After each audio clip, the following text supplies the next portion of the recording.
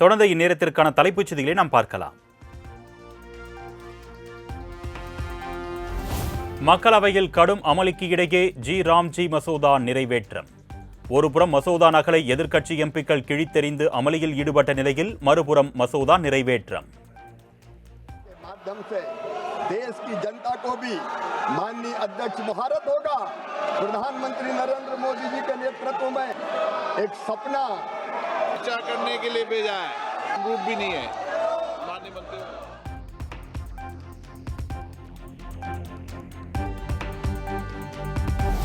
மகாத்மா காந்தி 100 நாள் திட்டத்தின் பெயரை மத்திய அரசு மாற்றுவதற்கு எதிர்ப்பு.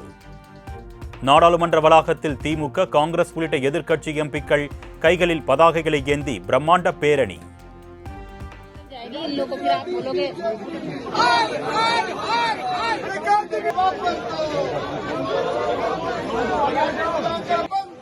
ये मत करिए, एक जगह ब्लॉक मत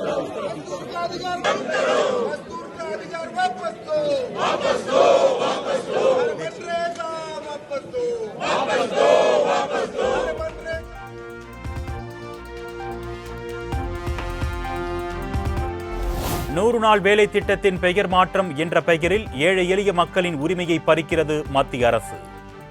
உரிய தீர்வு கிடைக்கும் வரை மாநிலங்களை கடந்து மாவட்டங்கள் மற்றும் தெருக்கள் தோறும் போராடுவோம் என்று மல்லிகார்ஜுன கார்கே திட்டவட்டம்.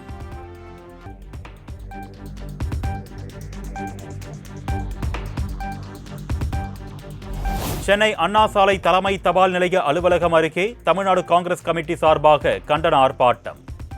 100 நாள் வேலை திட்டத்திற்கு மூடு விழா நடத்தும் மத்திய அரசை கண்டித்து முழக்கம். அரசை கண்டிக்கின்றோம், மோடி அரசை கண்டிக்கின்றோம். அனுமதியோம் அனுமதியோம் அனுமதியோம் அனுமதியோம் மோடி அரசின் அத்துமீறலை, மோடி அரசின் அத்துமீறலை ஒருபோதும் அனுமதி.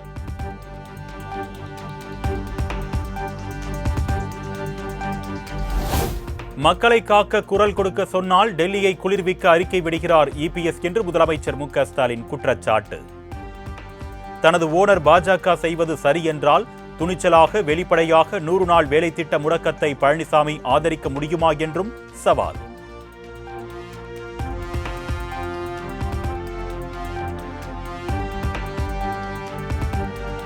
நூறு நாள் வேலை திட்டம் 150 நாட்களாக உயர்த்தப்படும் என்ற வாக்குறுதியை நிறைவேற்றாமல் ஏமாற்றியவர் முதலமைச்சர் மு.க. ஸ்டாலின் என்று இபிஎஸ் குற்றச்சாட்டு. இதுபோன்ற பச்சை துரோகத்தை செய்துவிட்டு பச்சை துண்டு பற்றி பேச அவருக்கு என்ன அருகதை இருக்கிறது என்றும் கேள்வி.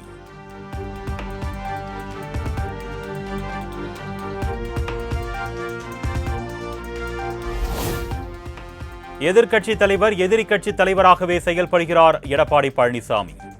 முதலமைச்சர் மு.க. ஸ்டாலின் குற்றச்சாட்டு. திராவிட முன்னேற்ற சார்பிலையா ஆர்ப்பாட்டம் நடத்துறதுக்கு அப்படி பண்ணிருக்காங்க.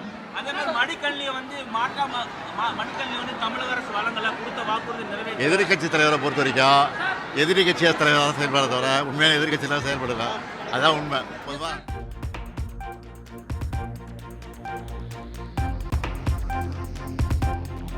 கொளத்தூர் தொகுதிக்கு சென்ற முதலமைச்சர் மு.க. ஸ்டாலினுக்கு மக்கள் உற்சாக வரவேற்பு. வடசென்னை வளர்ச்சி திட்டத்தின் கீழ் பல கோடி ரூபாய் மதிப்பிலான பல்வேறு பணிகளை துவக்கி வைத்தார்.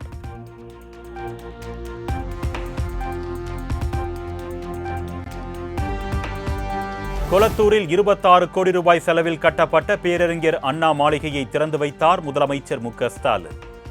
15 இணையர்களுக்கு திருமணம் நடத்தி வைத்து சீர்வரிசை பொருட்களையும் வழங்கினார்.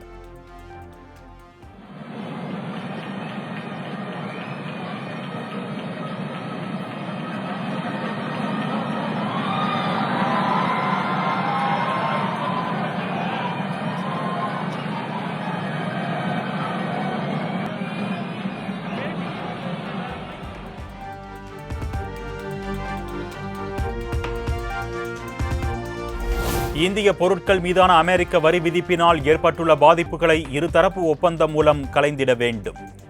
பிரதமர் நரேந்திர மோடிக்கு முதலமைச்சர் மு.க. ஸ்டாலின் கடிதம்.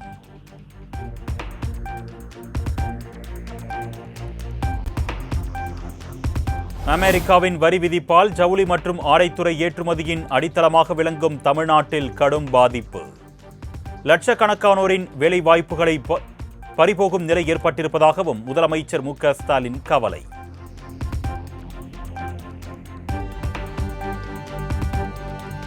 தனக்கு எதிராக எத்தனை சூழ்ச்சி நடந்தாலும் தன்னை மக்கள் எப்பொழுதும் கைவிட மாட்டார்கள். ஈரோட்டில் நடைபெற்ற மக்கள் சந்திப்பு நிகழ்ச்சியில் தவிக தலைவர் விஜய் பேச்சு. நீங்க என்ன ட்ரை பண்ணாலும் எல்லாத்தையும் விட்டுட்டு மக்களுக்காக வந்திருக்கிற இந்த விஜய மக்கள் ஒரு நாளும் கைவிட மாட்டாங்க.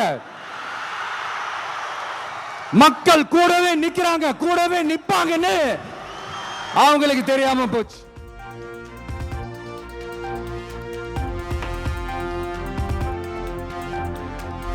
பெரியார் பெயரை சொல்லி கொள்ளையடிப்பவர்கள்தான் நமது அரசியல் எதிரிகள். தவிக தலைவர் விஜய் ஆவேசம். தயவு செஞ்சு கொள்ளையடிக்காதீங்கயா, தயவு செஞ்சு கொள்ளையடிக்காதீங்க. அவரு பேரை சொல்லிக்கிட்டு பெரியார் பேரை சொல்லி கொள்ளையடிக்கிற இவங்க தான் நம்மளுடைய அரசியல் எதிரி. மக்களை நீங்க சொல்லுங்க, நம்மளுடைய அரசியல் எதிரி யாரு? நம்மளுடைய கொள்கை எதிரி யாரு?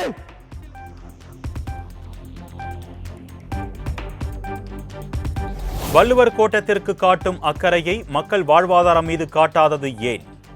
அத்திக்கடவு அவிநாசி திட்டத்தை சுட்டிக்காட்டி தமிழக அரசுக்கு தவிக தலைவர் விஜய் கேள்வி. அத்திக்கடவு அவிநாசி திட்டத்தை இன்னும் விரிவுபடுத்தினா அந்த 3 மாவட்டத்தில் இருக்கிற லட்சக்கணக்கான மக்களுக்கு எவ்வளவு பிரயோஜனமா இருக்கும். எத்தனையோ லட்சம் ஏக்கர் நிலங்கள்ல விவசாயம் நடத்தினா எவ்வளவு பிரயோஜனமா இருக்கும். ஏன் அதெல்லாம் பண்ண மாட்டேன்றீங்க? வள்ளுவர் கோட்டத்துக்கு காட்டுற அக்கறைய இங்க மக்கள் வாழ்வாதாரத்துல கொஞ்சம் காட்டலாம்ல, ஏன் காட்ட மாட்டேன்றீங்க?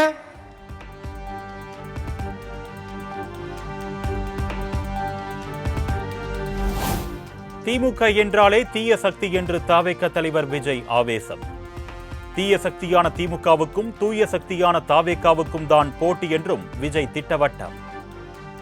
திமுக ஒரு தீய சக்தி, திமுக ஒரு தீய சக்தி, திமுக ஒரு தீய சக்தி, திமுக ஒரு தீய சக்தி, தீய சக்தி, தீய சக்தி, தீய சக்தி. என் நெஞ்சில் குடியிருக்கும் ஈரோடு மக்களே, டிவிகே ஒரு தூய சக்தி. எப்படி? டிவிகே ஒரு தூய சக்தி. தூய சக்தி டிவிகேவுக்கும் தீய சக்தி டிஎம்கேவுக்கும் தான் போட்டியே.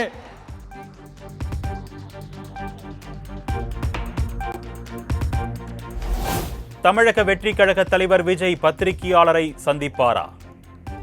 திமுக ஒரு தீய சக்தி என்று விஜய் விமர்சித்த நிலையில் துணை முதலமைச்சர் உதயநிதி காட்டமான கேள்வி.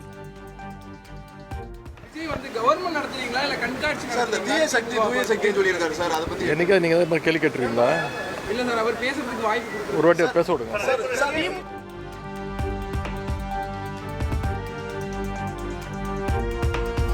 களத்தில் இல்லாதவர்களை பற்றி பேச வேண்டிய அவசியம் இல்லை. அதிமுகவை மறைமுகமாக விமர்சித்த தவிக தலைவர் விஜய். 2026 சட்டமன்ற தேர்தலில் களத்தில் இருக்கிறாங்களோ அவங்கள மட்டும் தான் எதிர்ப்போம். சும்மா களத்திலே இல்லாதவங்களையும், களத்துக்கும் அவங்களுக்கும் சம்பந்தமே இல்லாதவங்களையும் எதிர்க்கிற ஐடியாலாம் இல்ல பாஸ். நீங்க கேட்கிறீங்கன்றதுக்காக எல்லாம் எதிர்த்துட்டு இருக்க முடியாது பாஸ்.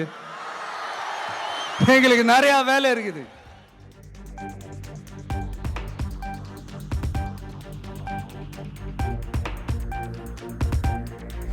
மத்தியிலும் மாநிலத்திலும் ஆட்சி செய்பவர்களுக்கு தன்னுடைய கேரக்டரே தெரியவில்லை. என் கேரக்டரே வேற மாதிரி, நீங்க புரிஞ்சுக்கலனா மக்கள் புரிய வைப்பார்கள் என்றும் விஜய் ஆவேசம். தமிழ்நாட்டில் ஆட்சி செய்யற நீங்களும் சரி, ஒன்றியத்தில் ஆட்சி செய்யறவங்களும் சரி, நீங்க 2 பேரும் முதல்ல என்னோட கேரக்டரை புரிஞ்சுக்கணும் சார். என்னோட கேரக்டர்னு சொன்னது நம்ம மக்களோட கேரக்டரை. 2026 சட்டமன்ற தேர்தலோட அந்த கேரக்டரே கொஞ்சம் வேற மாதிரி சார். அத கொஞ்சம் தயவு செஞ்சு நீங்க புரிஞ்சுக்கணும் சார். புரிஞ்சுக்கலனா மக்களே உங்களுக்கு புரிய வைப்பாங்க சார். கான்ஃபிடன்ட்.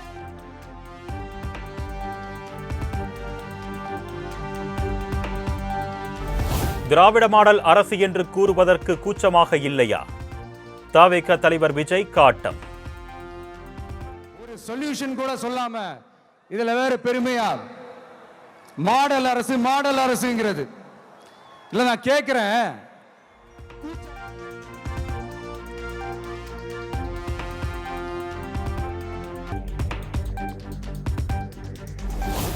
இலவச திட்டங்களை எதிர்ப்பது தனது நோக்கமில்லை என்று விஜய் விளக்கம். மக்கள் வரி பணத்தில் கொடுப்பதை இலவசம் என்று திமுகவினர் கொச்சைப்படுத்துவதாக குற்றச்சாட்டு. இப்போ சொல்றேன், விளக்கமா சொல்றேன், நான் சலுகைகளுக்கு எதிரானவன் கிடையாது. மக்களுக்கான சலுகைகளை இலவசம்னு சொல்லி அசிங்கப்படுத்துறதுல எனக்கு உடன்பாடு கிடையாது. மக்கள் காசுல மக்களுக்கு செய்யறதை எப்படி இலவசம்னு சொல்லுவீங்க? அப்படியே செஞ்சிட்டாலும் ஓசில போறேன்னு சொல்லி அசிங்கப்படுத்துறீங்க. என்ன கேட்கறதுக்கு ஆள் இல்லைன்னு நினைச்சீங்களா?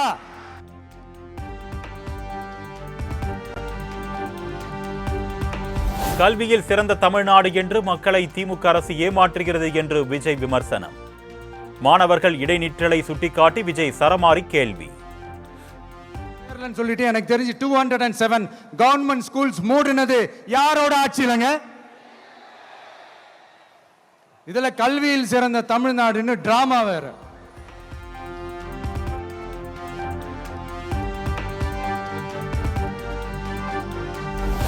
மஞ்சளுக்கு உரிய விலை நிர்ணயிக்க அரசு முன்வராதது ஏன் என்று விஜய் கேள்வி.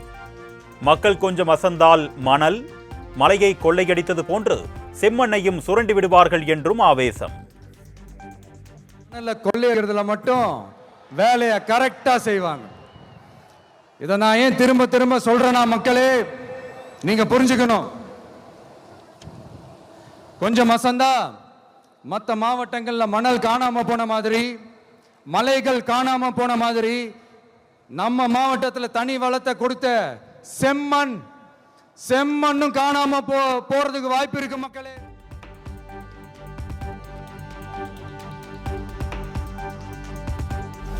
தாவேக தலைவர் விஜய்க்கு செங்கோல் வழங்கிய முன்னாள் அமைச்சர் செங்கோட்டையன்.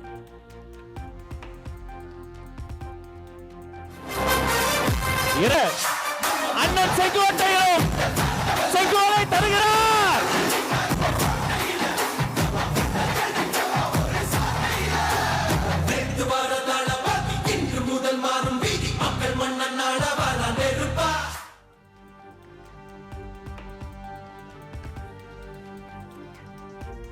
இதற்கு முன் புரட்சி தலைவரை பார்த்தேன், இன்றைக்கு புரட்சி தளபதி விஜயை காண்கிறேன் என்று செங்கோட்டையன் பேச்சு. பணியாற்றுவதற்கு ஒரு தலைவர் வந்திருக்கிறார் சொன்னால், உலக வரலாற்றில் புரட்சி தலைவரை பார்த்தேன், இன்றைக்கு புரட்சி தளபதி இன்றைக்கு காணுகிறேன். ஆகவேதான் மக்கள் இங்கே திரண்டிருக்கிறார்கள்.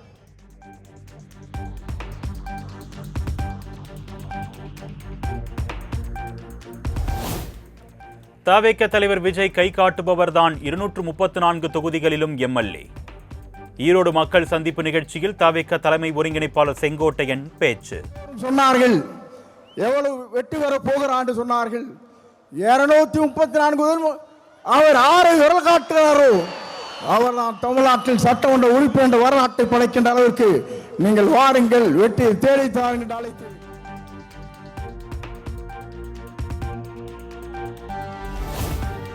யார் இளம் பெரியார்? பெரியாரை பற்றி தெரியுமா? உதயநிதிக்கு இளம் பெரியார் என பட்டம் கொடுப்பதா என்று ஆதவ அர்ஜுனா கண்டனம். இளம் பெரியாரா? யாருப்பா இளம் பெரியாரு? பெரியாரோட வரலாறு தெரியுமா?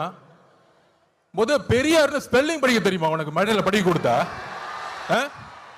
இதே ஈரோட்டில் மண்ணில் எத்தனை சொற்பொழிவுகள், எத்தனை மாநாடு, எத்தனை உழைப்பு.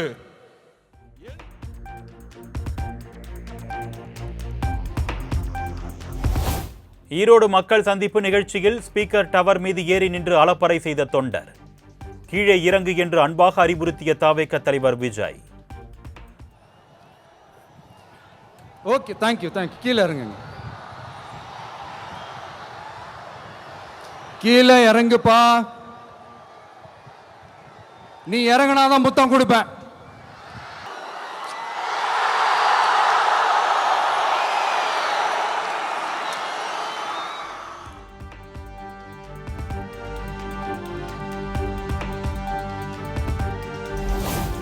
விஜயின் ஈரோடு பிரச்சாரம் மக்களிடையே தாக்கத்தை ஏற்படுத்தாது, வெறும் தாகத்தை மட்டுமே ஏற்படுத்தும். செய்தித்துறை அமைச்சர் மு. சாமிநாதன் விலாசல். இரண்டாவது முறையாக முதலமைச்சர் அவர்கள் முதல்வராக வருவதை எழுதி எந்த தாக்கத்தை ஏற்படுத்தும் வரக்கூடிய தாகம் ஏற்படும். அதற்கு தண்ணீரை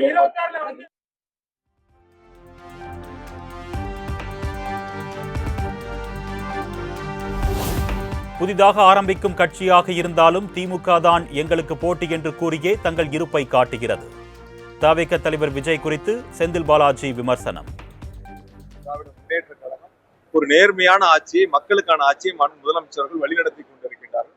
அந்த வகையில் அவங்க திமுகவோட போட்டின்னு சொன்னாதான் தன்னுடைய இருப்பையும் தாங்கள் இருப்பதை மக்களிடத்தில் காட்டிக் கொள்வதையும் அவர்களால் முடியும் என்பதை உணர்ந்து அது போன்ற கருத்துக்களை முன்வைக்கின்றார்கள். 2026 சட்டமன்ற தேர்தலை பொறுத்தவரை முதலமைச்சர்கள் தான் இரண்டாவது முறையாக தமிழ்நாட்டில் மாபெரும் வெற்றி பெற்று ஆட்சியை அமைப்பார்கள். அதற்கு மக்கள் தயாராக இருக்கின்றார்கள்.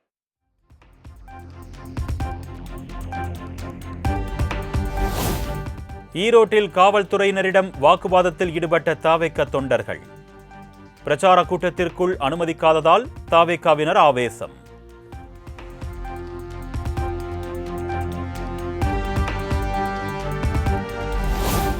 ஈரோட்டில் விஜய் மக்கள் சந்திப்பு நடந்த திடலில் குவிந்துள்ள வாட்டர் கேன்களை சுத்தம் செய்த தொண்டர்கள்.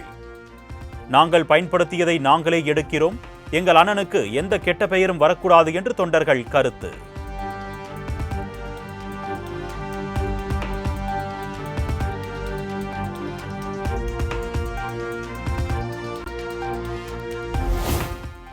$663 பேருக்கு வேலை வாய்ப்பு கிடைக்கும் வகையில் ஸ்னைடர் நிறுவனம் 718 கோடி ரூபாய் முதலீடு. தமிழக அரசுடனான புரிந்துணர்வு ஒப்பந்தம் முதலமைச்சர் மு. ஸ்டாலின் முன்னிலையில் கையெழுத்தானது.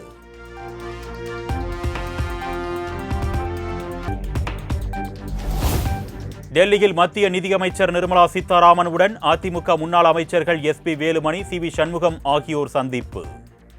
சட்டமன்ற தேர்தல் களம் சூடுபிடித்துள்ள நிலையில் நயினார் நாகேந்திரன், அண்ணாமலையை தொடர்ந்து அதிமுக நிர்வாகிகள் ஆலோசனை.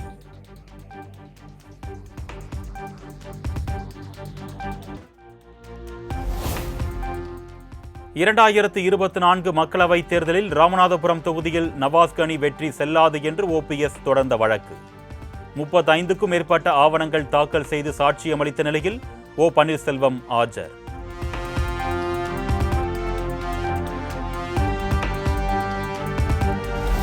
திருப்பூரில் குப்பை கொட்டுவதற்கு எதிராக மக்கள் நடத்திய போராட்டத்தில் பங்கேற்ற அண்ணாமலை கைது. குமரன் சிலை அருகே நடந்த ஆர்ப்பாட்டத்திற்கு பங்கேற்க வந்த பாஜகவினரை கைது செய்த காவல்துறை.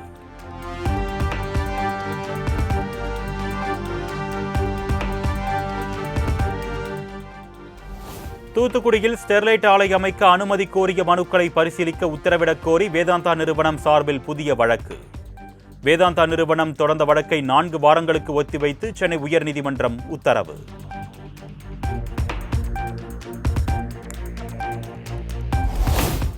தமிழ்நாட்டில் காவல் உயர் அதிகாரிகளின் வீடுகளில் ஆர்டரிகளாக ஒருவர் கூட பணியில் இல்லை. சென்னை உயர்நீதிமன்றத்தில் தமிழக DGP அறிக்கை தாக்கல்.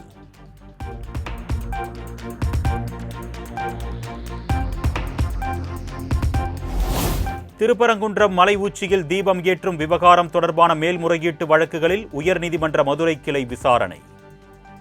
தீபத்தூண் என்பதற்கான ஆதாரம் இல்லை என்று அரசு தலைமை வழக்கறிஞர் VS ராமன் வாதம்.